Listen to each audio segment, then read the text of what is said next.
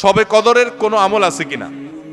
শবে কদরের আমল আছে ভাই। শবে কদরের সব ধরনের ইবাদতই করার চেষ্টা করতে হবে সাধ্য অনুযায়ী, যেগুলো করা সম্ভব হয়। বিশেষ করে কোরআন তেলাওয়াত করা, দুই রাকাত করে লম্বা কেরাত, লম্বা রুকু সিজদা দিয়ে যতটুকু পারেন নফল নামাজ পড়বেন। বিশেষ পদ্ধতির নামাজ, শবে কদরের নামাজ এত রাকাত, অমুক সূরা এতবার, প্রথম রাকাতে দ্বিতীয় রাকাতে এতবার, এগুলো মন গড়া, এগুলোর কোনো ভিত্তি কোন হাদিসে নাই। তবে দুই রাকাত করে যত লম্বা রুকু দিয়ে সিজদা দিয়ে অনেক সময় নিয়ে দুই রাকাত নামাজ 5, 7, 10 মিনিট ধরে যত বেশি সময় ধরে পারেন লম্বা কেরাত রুকুতে নামাজ পড়বেন। এক, তেলাওয়াত বেশি বেশি করবেন, যত সুন্দর করে সম্ভব তেলাওয়াত শুনবেন, শোনাশুনি করবেন, কোরআনকে সময় দিবেন, কোরআন স্টাডি করবেন এই রাতে। আর বিশেষ করে একটা দোয়া আমাদের আয়েশাকে রাদিয়াল্লাহু তাআলা আনহাকে নবী করিম সাল্লাল্লাহু আলাইহি ওয়াসাল্লাম শিক্ষা দিয়েছেন, আল্লাহুম্মা ইন্নাকা আফুউন তুহিব্বুল আফওয়া ফাআফু আন্নী। আল্লাহ আপনি ক্ষমাশীল, ক্ষমাকে ভালোবাসেন, আপনি আমাকে ক্ষমা করুন। আর আল্লাহর কাছে দোয়া, ইস্তেগফার, রোনাজারি, চোখের পানি ফেলা, গুনাহ মাফ চাওয়া, এগুলো করতে থাকবেন। দান সাদেকা করার সুযোগ থাকলে সেটাও করবেন। অর্থাৎ যে কোনো সাধারণ আমলই করবেন। হাদিসে বিশেষ করে এই দোয়াটার কথা বলা আছে, এটা আমরা লাইলাতুল কদরে পড়ব। শবে কদরের নামাজের নিয়ম কি, কত রাকাত পড়তে হবে একটু জানাবেন। শবে কদরের নামাজের নিয়ম কি? একটু আগে আমরা বলেছি যে শবে কদরের নামাজের আলাদা কোনো নিয়ম নাই। অন্য যে কোনো সময় যে আমরা নফল নামাজ পড়ি ঠিক একই পদ্ধতিতে আমরা শবে কদরে পড়বো, লাইলাতুল কদরেও পড়বো। আমরা বিশেষ করে অনেকে মনে করি লাইলাতুল কদরের প্রথম রাকাতে অমুক সূরা এতবার পড়তে হয়, সূরা ফাতিহার পর দ্বিতীয় রাকাতে তমুক সূরা ততবার পড়তে হয়। এগুলো সবগুলো মানুষের নিজেদের বানানো। কোরআন বা হাদিস এরকম কোন ফরম্যাট শবে কদরের জন্য আলাদা ঠিক করে দেয় নাই। ওইটাকে আমরা আবশ্যক বানালে বরং সেটা বেদাত হতে হবে, বেদাত হতে পারে। আমরা দুই রাকাত করে যত লম্বা সময় পারি, যে কোনো সূরা দিয়ে পারি, আমরা বেশি বেশি করে নামাজ পড়বো শবে কদর ইনশাআল্লাহ তাআলা। রমজানের শেষ দশকের কোনো আমল আছে কিনা, কি কি আমল করতে পারি? রমজানের শেষ দশক হলো আমলের সবচেয়ে গুরুত্বপূর্ণ দশক। ভাইরা আমার, নবী করিম সাল্লাল্লাহু আলাইহি সাল্লাম সম্পর্কে আমাদের আয়েশা বলেছেন, কানা ইয়াজিতাহিদু ফীহি মা লা ইয়াজিতাহিদু ফী গায়রি। রমজানের শেষ 10 দিনে আসলে নবী সাল্লাল্লাহু আলাইহি সাল্লাম ইবাদতের জন্য এত চেষ্টা করতেন, এত মেহনত করতেন, এত সাধনা করতেন, তার জীবনে অন্য কোন সময় ইবাদতের জন্য এত সাধনা করতেন না, শেষ 10 দিন ইবাদতের জন্য যেরকম সাধনা করতেন।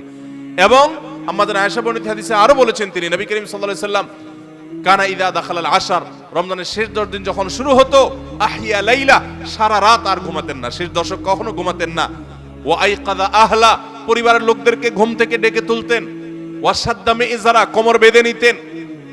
এবং ইবাদতের জন্য সবচেয়ে বেশি মেহনত মুজাহাদা তিনি করতেন। ভাইরা আমার, রমজানের শেষ দশক হলো ইবাদতের সবচেয়ে গুরুত্বপূর্ণ সময়। আমাদের বেশিরভাগ মানুষ ঈদের কেনাকাটায় আমরা ব্যস্ত হয়ে পড়ে, শহরের মানুষ গ্রামে যাওয়া ব্যস্ত হয়ে পড়ে, গ্রামের মানুষ শহরের মানুষকে ওয়েলকাম করার জন্য ব্যস্ত হয়ে পড়ে। আমাদের শেষ দশকের ইবাদত হয় না। শেষ দশক ইবাদত করার চেষ্টা করবো তো ইনশাআল্লাহ। শেষ দশকের প্রধান ইবাদত হলো এতেকাফ। শেষ দশকের প্রধান ইবাদত কি? এতেকাফ। এতেকাফ করার চেষ্টা করবেন। আমরা শেষের দিকে এসে এতেকাফের কথা বলি, তখন আপনারা এটার ফজিলত বুঝেন না। নবী করিম সাল্লাল্লাহু আলাইহি সাল্লাম রমজানের রোজা 3 হিজরিতে ফরজ হয়েছে, তার ওয়াফাত পর্যন্ত কোনো বছর শেষ দশকের এতেকাফ ছাড়েন নাই, মসজিদে এতেকাফ করছেন। যুবকরা এতেকাফ করবেন তো ইনশাআল্লাহ।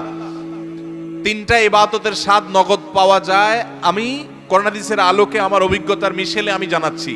এর মধ্যে একটা হলো, লম্বা সময় নিয়ে যদি সিজদা দিতে পারেন, বিশেষ করে তাহাজ্জুদে, তো দেখবেন এটার স্বাদ আপনি অনুভব করবেন।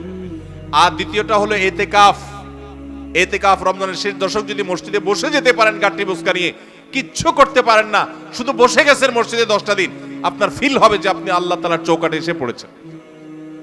এতেকাফের মজা যারা একবার পায়, তাদেরকে এটা থেকে দূরে সরা রাখা যায় না। আর 3 নম্বর হলো আরাফাতের ময়দানের দোয়া। এটাতে যে স্বাদ, এই 3টা স্বাদ যে পাইছে, সেই স্বাদগুলো কখনো আর ছাড়তে চায় না। আল্লাহ আমাদের সবাইকে ইতিকাফ করার তৌফিক নসিব করুন। রমজানের শেষ দশকে ইতিকাফ করবেন, বেজর রাতগুলোতে বেশি বেশি ইবাদত করবেন, অন্য রাতগুলোতে ইবাদত বন্দি বেশি বেশি করবেন, কোরআন তেলাওয়াত বেশি বেশি করবেন, কারণ এই দশকে লাইলাতুল কদরে কোরআন নাজিল হয়েছে। আর নফল নামাজ, অন্যান্য দান সাদেকাও বেশি বেশি করে করবেন। শবে কদরের রাত যেহেতু একেবারেই চূড়ান্তভাবে ফিক্সড কোনো রাত নয়, সেজন্য শবে কদর পাওয়ার উপায় হলো রমজানের শেষ দশকের প্রত্যেকটা রাতে ইবাদত করা। প্রত্যেকটা রাতে ইবাদত করার যদি সুযোগ না হয়, তাহলে কমপক্ষে বেজোড় রাতগুলোতে ইবাদত করা। নবী সাল্লাল্লাহু আলাইহি সাল্লাম বলেছেন, তাহাররাউ লাইলাতুল কদরি ফিল ভিত্রি মিনাল আশরিল আওয়াখিরি মিন রমাদান। রমজানের শেষ দশকের বেজোড় রাতগুলোতে তোমরা কদর তালাশ করবে। তার মানে এর মধ্যে যে কোনোটা হতে পারে। আল্লাহ তাআলা বিষয়টাকে উজ্জ্বল রেখেছেন কেন? হাফেজ ইবনে হাজার আসকালানী রাহমাতুল্লাহ আলাইহি, বিশ্ববিখ্যাত হাদিস ব্যাখ্যাতা, হাদিস বেত্তা, তিনি সহিহ বুখারীর বিখ্যাত ব্যাখ্যা গ্রন্থ ফাতুল বারিতে লিখেছেন যে আল্লাহ রাব্বুল আলামিন লাইলাতুল কদর নির্দিষ্ট একটা রাতকে ফিক্সড করে না দিয়ে এই যে শেষ দশক আবার বেজোড় রাতগুলোর মধ্যে সম্ভাবনা বেশি এটা করেছেন যাতে করে আমরা বেশ কয়েকটা রাত ধরে ইবাদত করতে পারি। এখন মনে হতে পারে এটা তো আমাদের কষ্ট হচ্ছে, আমাদের জন্য বোঝা হলো, ফিক্সড হলো তো আমাদের জন্য সহজ হয়ে যেত। মরার পর যখন আমল নামা হাতে পাবো তখন মনে হবে ইস, এই লাইলাতুল কদর আল্লাহ শেষ 10 রাতের মধ্যে রেখেছেন, পুরো রমজানে রাখতেন তাহলে 30 রাত ধরে ইবাদত করতে পারতাম, কারণ তখন লাভটা চোখে আসবে এবং দেখা পড়বে। এই জন্য লাইলাতুল কদরের জন্য শেষ সাথে বেশি বেশি ইবাদত করতে হবে। এটা হলো লাইলাতুল কদর পাওয়ার সহজ উপায়। আরেকটা সহজ উপায় আছে, সেটা হলো যে ইতিকাফ, যেটা এতক্ষণ বললাম। আপনি মসজিদে ইতিকাফ করেন তাহলে লাইলাতুল কদর পাওয়াটা এমনিতেই সহজ হয়ে যাবে। এমনকি ইতিকাফকারী ব্যক্তি, যদিও শেষ দশকে নবী সাল্লাল্লাহু আলাইহি ওয়াসাল্লাম রাত জেগে থাকতেন, যদি কোনো কারণে তিনি ঘুমিয়েছিলেন, তারপরে ইতিকাফকারী ব্যক্তি ঘুমাইলেও সেটা ইবাদতের মধ্যে। বাসার ঘুম আর মসজিদে ইতিকাফকারীর ঘুমের মধ্যে পার্থক্য আছে। মসজিদে অবস্থানটাই ইটসেলফ একটা ইবাদত। অতএব আপনি যদি চান যে আমার লাইলাতুল কদর মিস না হোক, তাহলে তার জন্য সবচেয়ে মোক্ষম সুযোগ এবং সবচেয়ে সহজ উপায় হলো ইতিকাফ করা। ইতিকাফ অত্যন্ত প্রেমময় একটি ইবাদত, যেটা খুব ভেতর থেকে ফিল করা যায়, আল্লাহর সাথে একান্তে কথা বলা যায়, অনুভব হবে যে আমি আল্লাহর ঘরে আছি, আল্লাহর ঘরে হাজির হয়ে গেছি। সবাই বের হয়ে যাচ্ছে, আমি বের হচ্ছি না, কারণ আমি আল্লাহর ঘরের বন্দী, নিজেকে বন্দী করে ফেলেছি। অন্যরকম এক ফিল আসবে ইনশাআল্লাহ।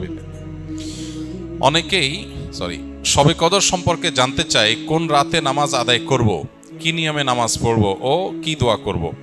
এটা আমরা এই যে এতক্ষণ বললাম, আশা করি যেটা উত্তর হয়ে গেছে। শবে কদরের নামাজ ও দোয়া আছে কিনা? শবে কদরের অন্যতম আমল হলো রাতে দাঁড়িয়ে ইবাদত করা, নামাজ পড়া।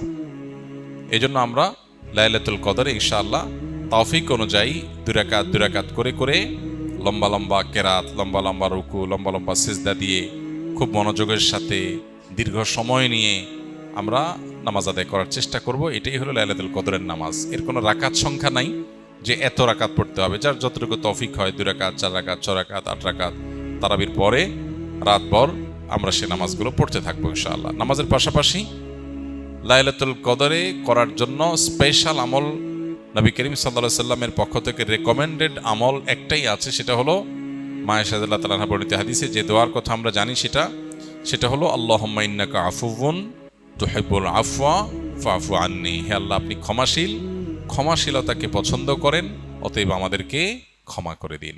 এই দোয়া বেশি বেশি করে করা। এর বাইরে আমরা জিকির, আজকার, তাসবিহ, কোরআন তেলাওয়াত, দোয়া, রোনাজারি এগুলোর মাধ্যমে পুরো রাত অতিবাহিত করার চেষ্টা করবো ইনশাআল্লাহ।